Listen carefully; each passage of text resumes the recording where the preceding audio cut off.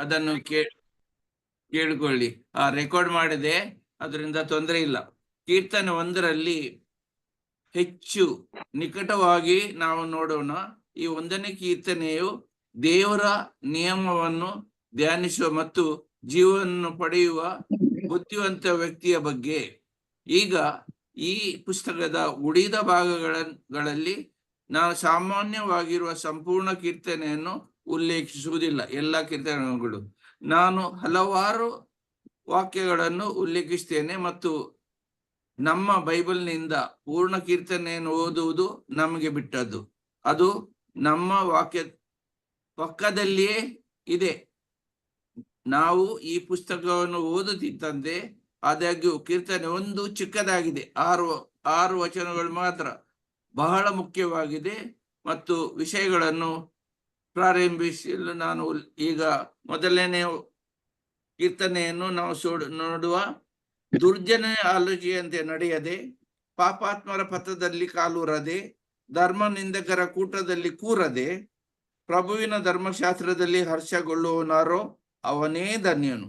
ಹಗಲಿರುಳೆನ್ನದೆ ಅದನ್ನೇ ಧ್ಯಾನಿಸುತ್ತಿರುವನಾರೋ ಅವನೇ ಧನ್ಯನು. ನದಿಯ ಬದಿಯಲ್ಲಿ ಬೆಳೆದಿಯ ಮರದಂತೆ, ಸಕಾಲಕ್ಕೆ ಫಲವಿರುವ ವೃಕ್ಷದಂತೆ, ಎಲೆಬಾಡದೆ ಪಸರಿಸುವ ತರುವಂತೆ ಸಿಗುವುದು ಅವನ ಕಾರ್ಯಗಳಿಗೆ ಸಫಲತೆ. ದುರುಳರಾದರೂ ತೂರಿ ಹೋಗುವರು, ಬಿರುಗಾಳಿಗೆ ತರಗೆಲೆಯಾಗುವರು ಎಂದೇ ನಿಲ್ಲಲಾರು ದುರುಳರು ನ್ಯಾಯಸ್ಥಾನದಲ್ಲಿ. ಸದಸ್ಯರಾಗುವರು ಪಾಪಿಗಳು ಸಜ್ಜನರ ಸಂಘದಲ್ಲಿ. ಸಜ್ಜನ ಮಾರ್ಗಕ್ಕಿದೆ ಪ್ರಭುವಿನ ಪಾಲನ, ದುರ್ಜನ ಮಾರ್ಗಕ್ಕಿದೆ ಸಂಪೂರ್ಣ ವಿನಾಶನ ಎಂದು ಈ ವಾಕ್ಯದಲ್ಲಿ ನಮ್ಗೆ ತಿಳಿಯಪಡಿಸಿದ್ದಾರೆ. ಜೀವನದಲ್ಲಿ ಮೂಲಭೂತವಾಗಿ 2 ಮಾರ್ಗಗಳಿವೆ ಅಂತೇಳಿ ಜೀವನಕ್ಕೆ ದೇವರು ನಮ್ಗೆ ತೋರಿಸಿಕೊಡ್ತಾರೆ. ಜೀವನಕ್ಕೆ ನಡೆಸುವ ದೇವರ ಮಾರ್ಗ 1 ಮತ್ತು ಸಾವಿಗೆ ಕಾರಣವಾಗುವ ಪ್ರಪಂಚದ ಮಾರ್ಗ ಅಂದ್ರೆ ಸೈತಾನನ ಮಾರ್ಗ. ಪ್ರಪಂಚ ನನ್ನದಂತ ಹೇಳ್ತಾನೆ ಸೈತಾನ, ಒಬ್ಬೆ ಹಾಕಿ ಹೇಳ್ತಾನೆ. ನಿಮಗೆ ಯೇಸು ಕ್ರಿಸ್ತನಿಗೆ ಕೂಡ ಏನ್ ಹೇಳಿದ್ದ? ಜಗತ್ತನ್ನೇ ನಾನ್ ನಿನ್ಗೆ ಕೊಡ್ತೇನೆ, ಯಾರು ಸೃಷ್ಟಿ ಮಾಡಿದ್ರೋ ಅವರಿಗೆ ನಾನು ಕೊಡ್ತೇನೆ ಅಂತೇಳಿ ಅವ ಹೇಳ್ತಾನೆ. ಯಾಕೆ? ದೇವರು ಅವನಿಗೆ ಬಿಟ್ಟು ಕೊಟ್ಟಿದ್ದಾರೆ. ಅದರಿಂದ ಅವ ಧೈರ್ಯದಿಂದ ಹೇಳ್ತಾನೆ. ದೇವರು ನಮ್ಗೆ ಕೊಟ್ಟದ್ದು ನಾವು ತಗೊಳ್ದಿಲ್ಲ, ಆದರೆ ಅವರಿಗೆ ನೋಡಿ ಬೇರೆಯವರ ಮೇಲೆ ಕಣ್ಣಿಡ್ತೇವೆ ನಾವು, ನಮ್ಮ ಮೇಲೆ ನಾವು ಕಣ್ಣಿಡುದಿಲ್ಲ. ನಾನು ಏನು ಮಾಡ್ತೇನೆ ಅಂತ ಅದು ಅರಿಯಿಲ್ಲ. ಬೇರೆಯವನ್ನು ಮಾಡಿದ್ರೆ ನನ್ಗೇನು ದೊಡ್ಡ ಕಾಯಿಲೆ, ದೊಡ್ಡ ಕಾಯಿಲೆಗಳಲ್ಲಿ ದೊಡ್ಡ ಕಾಯಿಲೆ ಯಾವುದು? ಮದ್ದಿಲ್ಲದ ಕಾಯಿಲೆ ಯಾವ್ದದು? ಮತ್ಸರ. ಆ ಮತ್ಸರವನ್ನು ನಾವು ತುಂಬಿಕೊಂಡು ನಡೆಯುವಾಗ ಬೇರೆಯವರು ಒಳ್ಳೇದು ಮಾಡಿದ್ದು ನಮ್ಗೆ ನೋಡ್ಲಿಕ್ಕೆ ಆಗುದಿಲ್ಲ. ಬೇರೆಯವರು ಒಂದು ಒಳ್ಳೆ ಕಾರ್ಯ ಮಾಡಿದರೆ ನಾವು ಅದಕ್ಕೆ ಅದು ಸರಿ ಇಲ್ಲ, ಹೀಗೆ ಮಾಡ್ಬೇಕು. ಆದರೆ ನಾವು ದೇವರ ಇಚ್ಛೆಗೆ, ದೇವರು ಹೇಳಿದಂತೆ ನಡೆಯಲು ನಾವು ಪ್ರಯತ್ನಿಸ್ತೇವ. ದೇವರಿಗೆ ನಾವು ನಾನೀಗ ಇದ್ದಿದ್ದೇನೆ, ದೇವರು ನಮ್ಗೆ ಏರಿಸಿದ್ದಾರೆ. ಆದರೆ ನನಗೆ ನೋಡುವಾಗ ಯಾರಾದ್ರೂ ಇವರಿಗೆ ಸೌಖ್ಯ ಇಲ್ಲ ಅಂತ ಹೇಳಿ ಕಾಣ್ತಾರೆ, ನಾನು ಸೌಖ್ಯ ಇಲ್ಲದವನಾಗೆ. ಆದ್ರೆ ನಡೆಯುವಾಗ ನನ್ನನ್ನು ನೋಡಿದವರಿಗೆ ಮಾತ್ರ ಗೊತ್ತು ನನ್ನ ಅವಸ್ಥೆ ಹೇಗೆ ಉಂಟು ಅಂತ ಹೇಳಿ. ಜಾಸ್ತಿ ಹೊತ್ತು ಕೂತ್ಕೊಳ್ಳಿಕ್ಕೆ ಆಗುದಿಲ್ಲ. ಆದರೆ ದೇವರಿಗೋಸ್ಕರ ನಾನು ಓಡ್ತೇನೆ. ಇಂದು ಕೂಡ ದೇವರು ನನಗೆ ಆ ಶಕ್ತಿಯನ್ನು ಕೊಟ್ಟಿದ್ದಾರೆ, ಅದರಿಂದಲೇ ನಾನು ಓಡುದು. ನನ್ನ ಬಲದಿಂದ, ನನಗೆ ಬಲ ಇಲ್ಲ. ಎಲ್ಲಿ ಹೋದ್ರು ಅಲ್ಲಿ ಬೀಳ್ತೇನೆ. ಆದ್ರೆ ಬಿದ್ದರೂ ದೇವರು ಎತ್ತಿಸಲು ಯಾರಾದ್ರೂ ಬರ್ತಾರೆ, ಓಡಿ ಬರ್ತಾರೆ ಬೇಗ. ಹಾಗಿರುವಾಗ ಇಲ್ಲಿ ಏನು ಹೇಳ್ತಾರೆ? ದುರ್ಜನರ ಆಲೋಚನೆಯಂತೆ ನಡೆಯದೆ, 1 ನಡೆಯುವವರಿಗೆ ಮಾತ್ರ, ಪಾಪಾತ್ಮರ ಪಥದಲ್ಲಿ ಕಾಲೂರದೆ, ಧರ್ಮ ನಿಂದಕರ ಕೂಟದಲ್ಲಿ ಕೂರದೆ. 1 ನಡೆಯದೆ, ನಿಂತುಕೊಳ್ಳದೆ, ಮತ್ತೆ ಕೂರದೆ. 3 ಐಟಮ್ಗಳನ್ನು ಜಾಯ್ ಬ್ರದರ್ ಉತ್ತಮವಾಗಿ ವಿವರಿಸಿದ್ದಾರೆ. ಆದರೆ ಈಗ ನಾವು ನೋಡುವ, ಹೀಗಿರುವ ರಸ್ತೆಯಲ್ಲಿ ನಡೆದುಕೊಂಡು ಹೋಗುವಾಗ ಅವುಗಳಿಗೆ ಇದೆಲ್ಲ ವಸ್ತುಗಳು ನುಗ್ಗುತ್ತವೆ ಒಳಗೆ. ನಂತರ ಅವನು ನಿಲ್ಲಿಸಿ ನಿಂತುಕೊಳ್ಳಿಕ್ಕೆ ಹೇಳ್ತಾರೆ. ಅವರೊಂದಿಗೆ ಮಾತಾಡ್ತಾನೆ. ಯಾರು ರಸ್ತೆಯಲ್ಲಿ ಸಿಕ್ಕುವುದು? ಎಲ್ಲ ಎಲ್ಲಿಗೆ ಹೋಗ್ತೀರಾ? ಬೇರೆಯವ್ರದ ಚಿಂತೆ. ಅವರು ಏನು ಇಷ್ಟು ಓಡ್ತೀರಾ? ಸ್ವಲ್ಪ ನಿಲ್ಲಿ ಅಂತ ನಿಲ್ಲಿಸ್ತಾರೆ. ಮತ್ತೆ ಮಾತಾಡ್ತಾರೆ.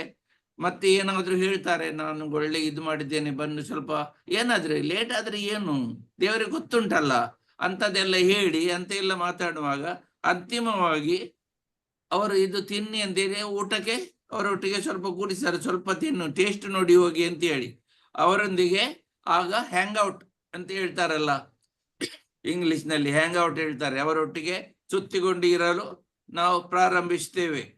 ಒಂದು ವಿಷಯವು ಇನ್ನೊಂದಕ್ಕೆ ಕಾರಣವಾಗ್ತದೆ. ಹೀಗೆ ನಿಲ್ಲುವುದರಿಂದ, ಈಗ ನಡೆಯುವುದು ಹೋಗುವುದು ಒಂದು ದಾರಿ ಇತ್ತು, ಈಗ ನಿಲ್ಲುವುದು ಇನ್ನೊಂದಾಯಿತು, ಈಗ ಕೂರುವುದು, ಅವರೊಟ್ಟಿಗೆ ಕೂರುವುದು. ಆ ಕೂರಿದರಿಂದ ನಮ್ಮ ಮನಸ್ಸಲ್ಲ ಅದೆಲ್ಲ ಒಂದು ವಿಚಲಿತವಾಗಿ ನಡೆಯುತ್ತದೆ. ಹಾಗಿರುವಾಗ ನಾವು ಯಾವಾಗಲೂ ದೇವರ ನಿಯಮದ ಬಗ್ಗೆ ಯೋಚಿಸ್ತಾ ಇರಬೇಕು. ನಮ್ಮ ದಿನಗಳಲ್ಲಿ ನಮಗೆ ಇದು ಪವಿತ್ರ ಗ್ರಂಥವು ಧ್ಯಾನಿಸುವುದಕ್ಕೆ ಪವಿತ್ರ ಗ್ರಂಥವನ್ನಾಗಿ ಮಾಡಿ ಕಳಿಸಿದ್ದಾರೆ. ಆ ಕಳಿಸಲು ಎಷ್ಟು ವರ್ಷ ಆಯಿತು? 1960ರಲ್ಲಿ ಕನ್ನಡದಲ್ಲಿ ಬೈಬಲ್ ನಮ್ಮ ಕೈಗೆ ಸಿಕ್ಕಿತು. 2000 ವರ್ಷದಲ್ಲಿ ಕೊಂಕಣಿಯಲ್ಲಿ ನಮ್ಮ ಕೈಗೆ ಬೈಬಲ್ ಸಿಕ್ಕಿತು. ಆದರೆ ಇಷ್ಟು ವರ್ಷಗಳ ಕಾಲ ಎಲ್ಲಿ ಹೋಯಿತು? ಎಲ್ಲಿದ್ರು ನಮ್ಮ ಎಲ್ಲ ಬಿಷಪ್ಗಳು, ನಮ್ಮ ಯಾಜಕರೆಲ್ಲ? ಎಷ್ಟು 2000 ವರ್ಷ ತಾಗಬೇಕಾದ್ರೆ ಎಷ್ಟು ನಿಧಾನ ನಾವು ಹೋಗ್ತೇವೆ. ನಮ್ಮ ಇದರಿಂದ ಎಷ್ಟು ನಿಧಾನವಾಗಿ ನಡೆಯುವುದು ಯಾರು? ಒಂದು ಪ್ರಾಣಿ ಉಂಟಲ್ಲ, ಒಂದು, ಅದು ಮಾತ್ರ. ಅಂತ ಪರಿಸ್ಥಿತಿಯಲ್ಲಿ ಅಲ್ವಾ, ಅಂತ ಪರಿಸ್ಥಿತಿಯಲ್ಲಿ ನಾವು ಬಂದು ಮುಟ್ಟುತ್ತೇವೆ. ನಮ್ಮನ್ನೇ ನಾವು ಮೇಲೆ ಎತ್ತಿದ್ದೇವೆ.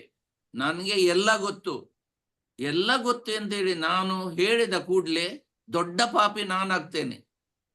ಬೈಬಲ್ ನಾನು ಗೊತ್ತು ಅಂತೇಳಿ ಯಾರು ಒಬ್ರು ಹೇಳಿದರೆ ಹಾಗಾದ್ರೆ ಅವರು ದೇವಸ್ಥಾನದಲ್ಲಿ ಬರ್ತಾರೆ. ಬೈಬಲ್ ಅಂತ ಸಂಪೂರ್ಣ ಓದಲು ಜಗತ್ತಿನ ಇಡೀ ಪುಸ್ತಕಗಳೇ ಸಾಲದು ಅಂತ ಹೇಳಿದ ಮೇಲೆ ನಾವು ನಂಬಬೇಕು. ನಾನು ಇನ್ನೂ ಕೂಡ ಒದ್ದಾಡ್ತೇನೆ ಕಲಿಯಲು, ತಿಳಿಯಲು.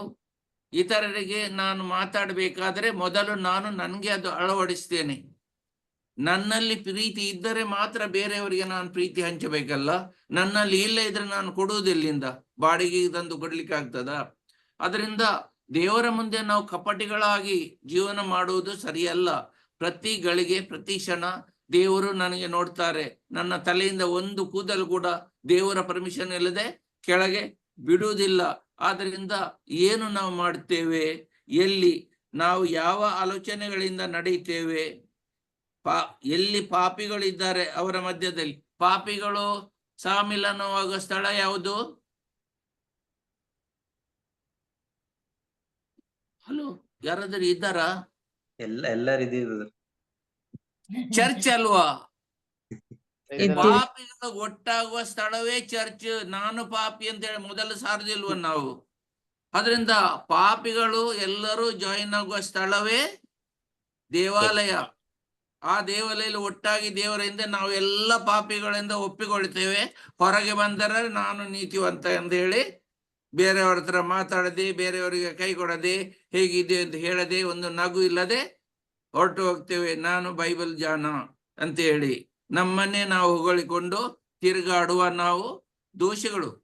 ದೇವರ ಮುಂದೆ ನಾವು ದೊಡ್ಡ ಪಾಪಿಗಳು. ಚರ್ಚಿಗೆ ಹೋಗುವವರು ದೊಡ್ಡ ಪಾಪಿಗಳು. ಅವರು ಒಪ್ಪಿಕೊಳ್ಳುತ್ತಾರೆ. ಯಾಕೆ? ನಾನು ಪಾಪಿ ಎಂದು ಬೊಬ್ಬೆ ಹಾಕಲು ಚರ್ಚಿನಲ್ಲಿ. ಆದ್ರಿಂದ ನಾವು ಇದನ್ನು ಸರಿಯಾಗಿ ಇದರ ಅರ್ಥಗಳನ್ನು ತಿಳಿಬೇಕು.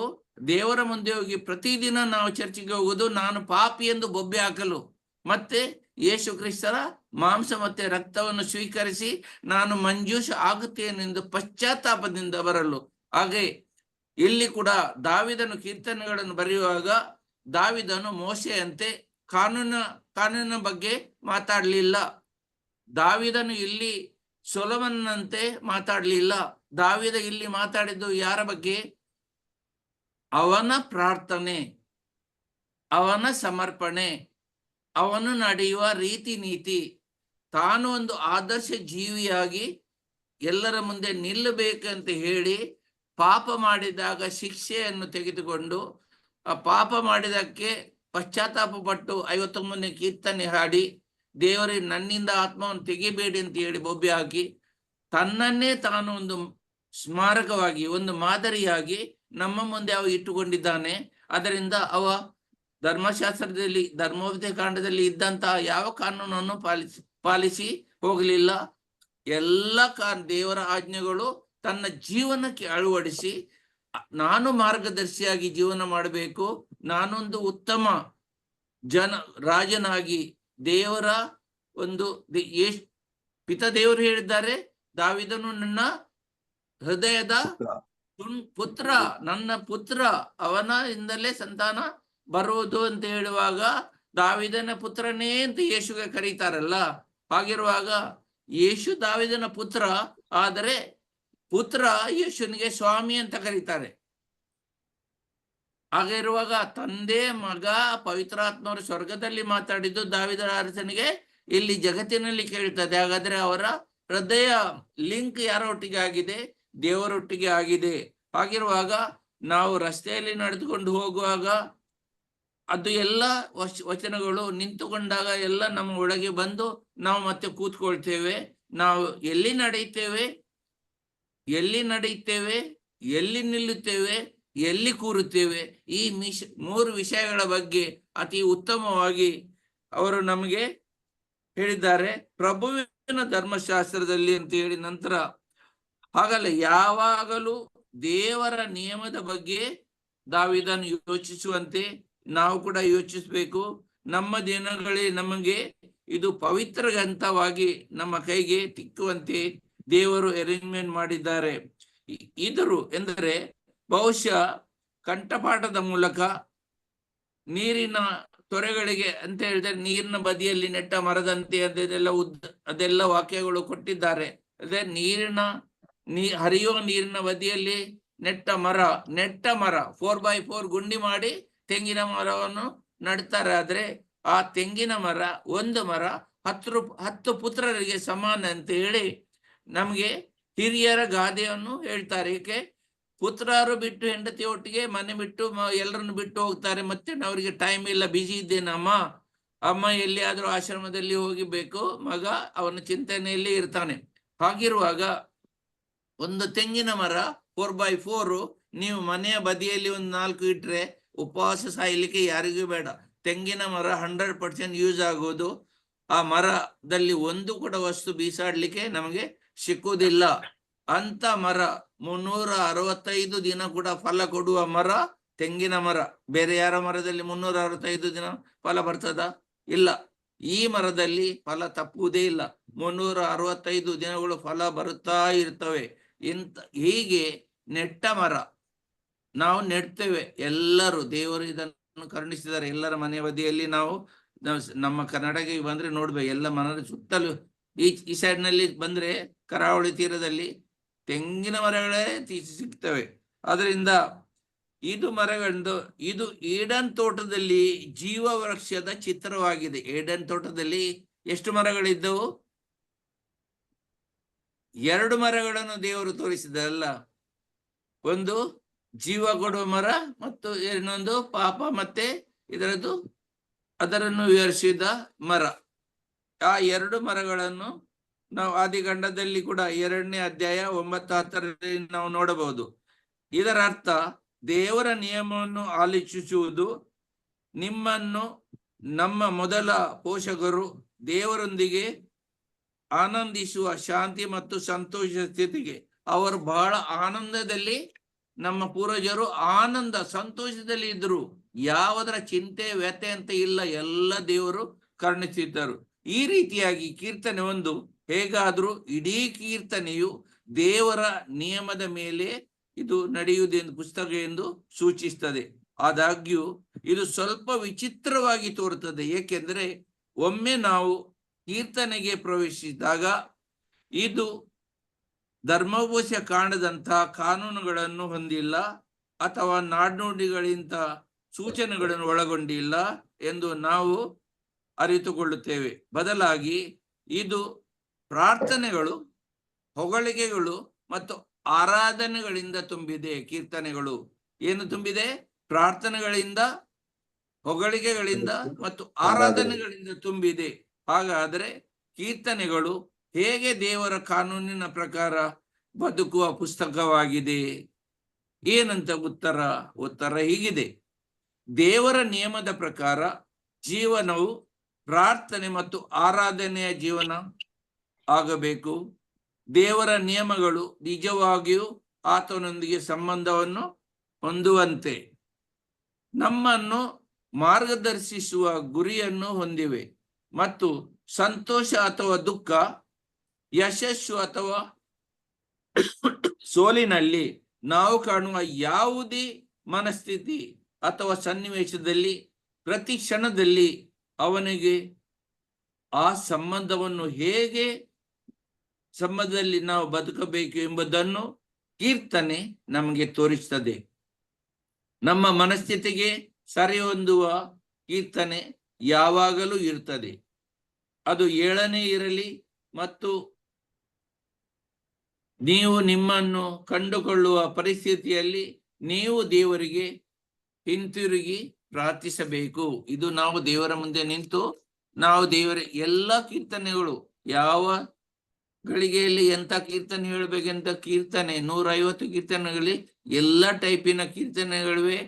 ಅದರ ಭಾಗಗಳನ್ನು ಕೂಡ ನಮಗೆ ತಿಳಿಯಪಡಿಸಲಾಗಿದೆ. ಪರೋಕ್ಷ ರೀತಿಯಲ್ಲಿ ದೇವರ ನಿಯಮದ ಪ್ರಕಾರ ಹೇಗೆ ನಡೆಯಬೇಕು ಎಂಬುದನ್ನು ಕೀರ್ತನೆ ನಮಗೆ ತೋರಿಸ್ತದೆ. ದಾವಿದ ಅರಸ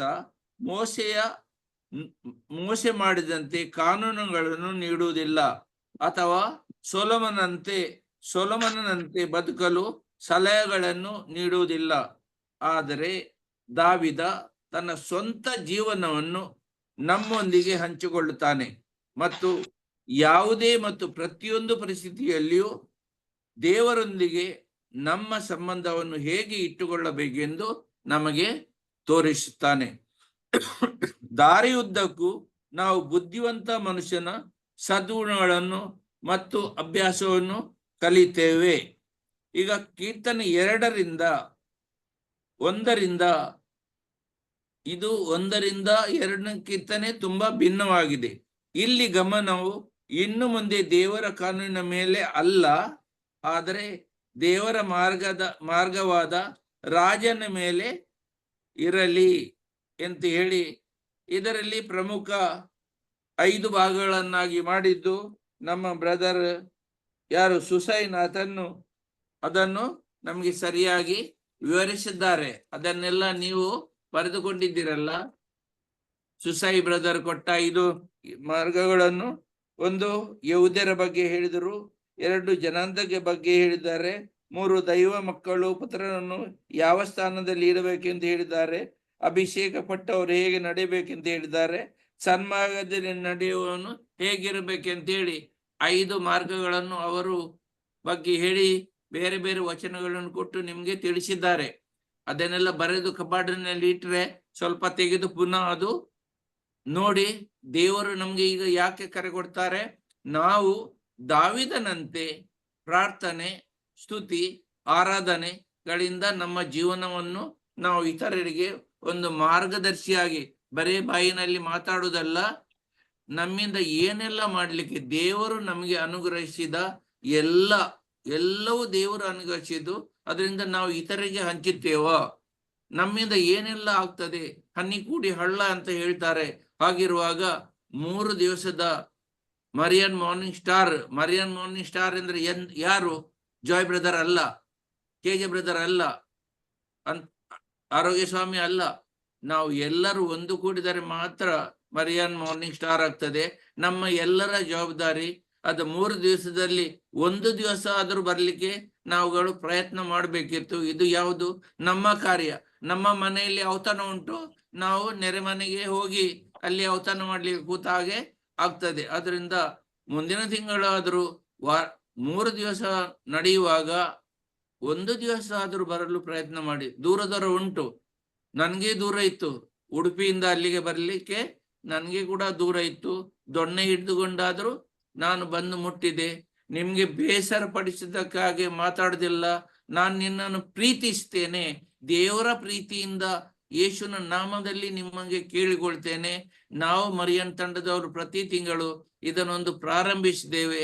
ದಯಮಾಡಿ ದೇವರಿಗೋಸ್ಕರ ನೀವು ಬಂದು ಇತರನ್ನು ತರಲು ಯುವಕರಿಗೆ ರಿಟ್ರೀಟ್ ಇಟ್ಟಿದ್ದಾರೆ 9, 10, 11, 13 ಅಂತೇಳಿ. ಅದು ಬೆಸ್ಟ್, ಒಳ್ಳೆ ಉತ್ತಮ ಜನರನ್ನು ಕರ್ಕೊಂಡು ಬರ್ತಾರೆ. ಅವರಿಗೋಸ್ಕರ ನಾವು ಇಂದಿನಿಂದಲೇ ಪ್ರಾರ್ಥನೆ ಮಾಡುವ, ನಮ್ಮಲ್ಲಿರುವ ಮಕ್ಕಳನ್ನು ಆ ಕೂಟಕ್ಕೆ ಕಳಿಸುವ. ದುಡ್ಡು ಕೊಡ್ಬೇಕಂತ ಕೇಳಲಿಲ್ಲ, ದೇವರು ಕರುಣಿಸ್ತಾರೆ. ಆದ್ರೆ ನಮ್ಮದಾದಷ್ಟು ಮಟ್ಟಿಗೆ ನಾವು ಈ ಮಕ್ಕಳ ಫೌಂಡೇಶನ್ ಸ್ಟ್ರಾಂಗ್ ಮಾಡಿದರೆ ಮುಂದೆ ನಮಗೆ ತಾಪತ್ರೆ ಇರುವುದಿಲ್ಲ. ಮುದುಕಿ ಆಗುವ ನಮ್ಮ ಮಕ್ಕಳು ನಮ್ಮ ಕೈ ಬಿಡುವುದಿಲ್ಲ. ಯಾಕೆ? ದೇವರ ವಾಕ್ಯಗಳಲ್ಲಿ ಅವರನ್ನು ಬೆಳೆಸುವಾಗ ಉಳಿದ ಆಟೋಮೆಟಿಕ್. ಮತ್ತಾಯ 6:33 ಹೇಳಿದಂತೆ, seek first the Kingdom of god, ದೇವರ ಸಾಮ್ರಾಜ್ಯಕ್ಕಾಗಿ ತಾವು ಕೊಡಿ, ಉಳಿದ ಎಲ್ಲ ಆಶೆಗಳು ನಿಮಗೆ ದೇವರು ಹೀಗೆ ಕೊಡ್ತಾರೆ ಅಂತ ಹೇಳಿ ವಿಶ್ವಾಸ ಮಾಡಿ. ಆ ವಾಕ್ಯದಲ್ಲಿ ಕೊಡ್ತಾರ ಇಲ್ಲ ಅಂತ ದೇವರಿಗೆ ಒಂದು ಅವಕಾಶ ಕೊಡಿ, ಅವ್ರು ಮಾಡ್ತಾರ ಇಲ್ಲ ಅಂತ ನೋಡಿ. ನನ್ನನ್ನು ಪರೀಕ್ಷಿಸಿ ಅಂತ ಹೇಳಿದ ದೇವರು ಎಲ್ಲಿ ಹೇಳಿದ್ದಾರೆ? ಮಲಾಕಿ 2:10 ಹೇಳಿದ್ದಾರೆ, ನನ್ನ ಪರೀಕ್ಷಿಸಿ ನೋಡಿ ಅಂತ ಹೇಳಿ. ಅಂತ ದೇವರು ನಮ್ಮ ದೇವರು, ನಾವು ಯಾಕೆ ಹೆದರ್ಬೇಕು ಯಾರಿಗೂ? ಅದರಿಂದ ಅವರು ಹೇಳಿದ್ದಾರೆ, ಜನಾಂಗಗಳನ್ನು ನಿಮ್ಮ ಸ್ವಾಸ್ಥ್ಯವಾಗಿಯೂ ಅದನ್ನೆಲ್ಲ ನಮ್ಗೆ ಆತನನ್ನು ಆಶ್ರಯಿಸುವ ಎಲ್ಲರೂ ಧನ್ಯರಂತ ಹೇಳ್ತಾರೆ. 2ನೇ ವಚನದಲ್ಲಿ 2ನೇ ಅಧ್ಯಾಯದಲ್ಲಿ ಅವರೆಲ್ಲ ಹೇಳ್ತಾರೆ. ಕೀರ್ತನೆ 1 ಆಶೀರ್ವಾದದೊಂದಿಗೆ ಪ್ರಾರಂಭವಾದಂತೆ 2ನೇ ಕೀರ್ತನೆಯು ಆಶೀರ್ವಾದದೊಂದಿಗೆ ಕೊನೆಗೊಳ್ಳುತ್ತದೆ. ಕೀರ್ತನೆ 1 ಹೇಳ್ತದೆ, ಸರ್ವೇಶ್ವರನ ಕಾನೂನಿನಲ್ಲಿ ಸಂತೋಷ ಪಡುವ ಮನುಷ್ಯನು ಧನ್ಯನು. 1 ಮತ್ತು 2 ವಾಕ್ಯಗಳು ಹೇಳ್ತವೆ. ಆದರೆ ಕೀರ್ತನೆ 2 ಹೇಳ್ತದೆ, ಅವನನ್ನು ಆಶ್ರಯಿಸುವವರೆಲ್ಲರೂ ಧನ್ಯರು.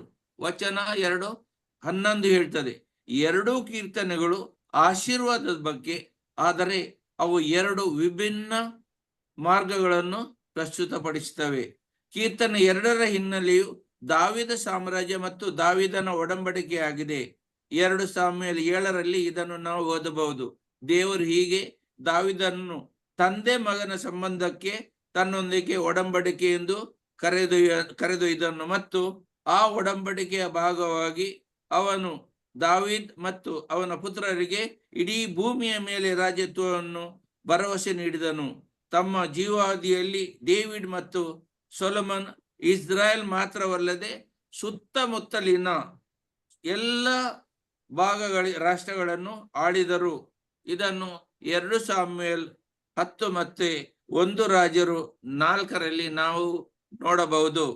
ಹಾಗಿರುವಾಗ ಅದು ಈ ಕೀರ್ತನೆಯ ಹಿನ್ನೆಲೆ. ಸುತ್ತಮುತ್ತಲಿನ ರಾಷ್ಟ್ರಗಳು ಇನ್ನು ಮುಂದೆ ದಾವೀದ್ ಮತ್ತೆ ಸೊಲೊಮನ್ನಿಗೆ ಸೇವೆ ಸಲ್ಲಿಸಲು ಬಯಸುವುದಿಲ್ಲ ಮತ್ತು ಅವರು ಬಂಡಾಯವೆದ್ದರು. ಆದರೆ ಅದು ಕೆಲಸ ಮಾಡುವುದಿಲ್ಲ.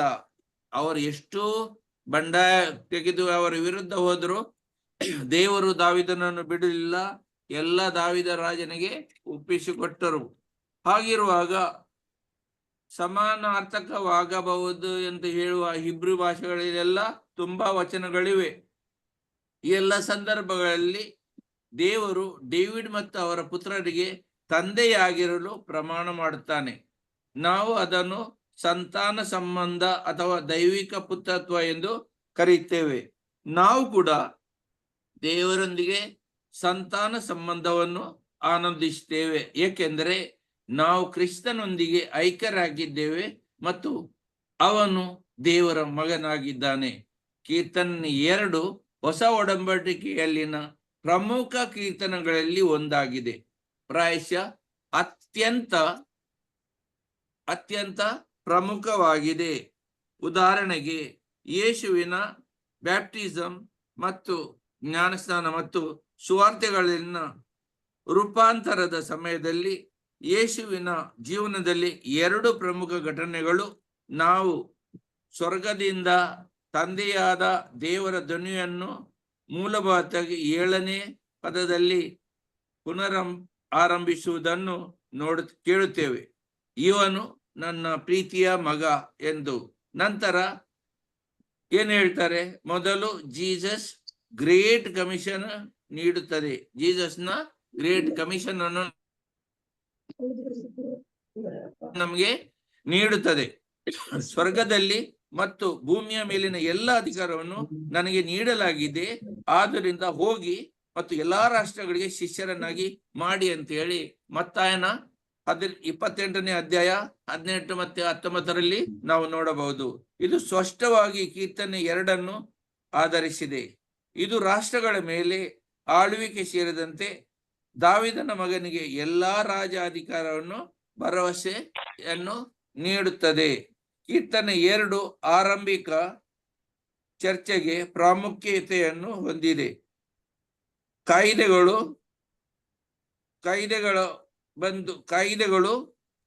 4:23-31 ಅಪೊಸ್ತಲ ಕೃತ್ಯದಲ್ಲಿ ನಾವು ನೋಡಬಹುದು. ಹಾಗಿರುವಾಗ ಹೊಸ ಒಡಂಬಡಿಕೆಯಲ್ಲಿ ದೇವರು ಈ ಭರವಸೆಯ ಮೇಲೆ ಒಳ್ಳೆಯದನ್ನು ಮಾಡುತ್ತಾನೆ.